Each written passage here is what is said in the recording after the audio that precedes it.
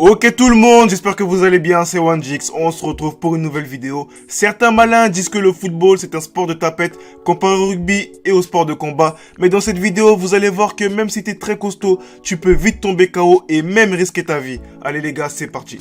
On commence par Fernando Torres qui est tombé KO lors d'un match de football. Heureusement pour lui, certains de ses coéquipiers connaissaient les gestes de premier secours. Ils lui ont enlevé la langue, il aurait pu s'étouffer avec. Et je me souviens qu'il y avait un silence de mort dans le stade. Et on voit Diego Simeone qui en peut plus. Et ses coéquipiers qui sont en transe, ils ont vraiment peur. C'est une image très choquante. Et heureusement, aujourd'hui, Fernando Torres a repris toutes ses couleurs. Bueno, ahí la cara de Jiménez, vamos a ver qué le ha pasado a Fernando Torres. On continue avec Didier Drogba, à l'époque où il joue encore à Chelsea. Lors d'un match contre Norwich, un contact avec le gardien et vous voyez que Drogba est un gars très costaud, très physique. C'est l'une de ses principales qualités, mais même ça ne l'empêche pas de tomber KO. Heureusement, les gestes de premier secours ont encore été très bien attribués. On continue avec un joueur du Brésil qui aurait pu très mal tourner. Regardez ces images extraordinaires. Mas antes, o Diego Dedonné foi atingido pelo Everton, com chute muito forte na cabeça. Você vê que ele salva o gol, projeta a cabeça para fora da linha. Son coéquipier a tout simplement confondu sa tête et le ballon.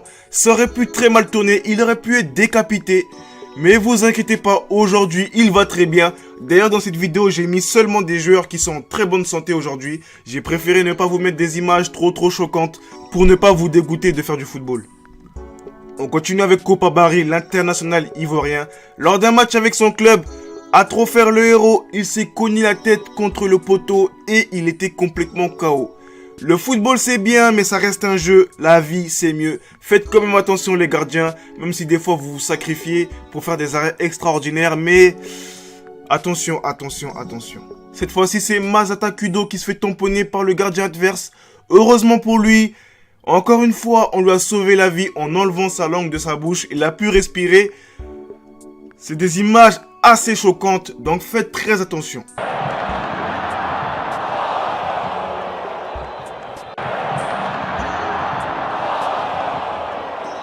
Cette fois-ci, lors d'un match Côte d'Ivoire-Mali, un joueur malien se retrouve au sol après un contact rugueux avec un adversaire.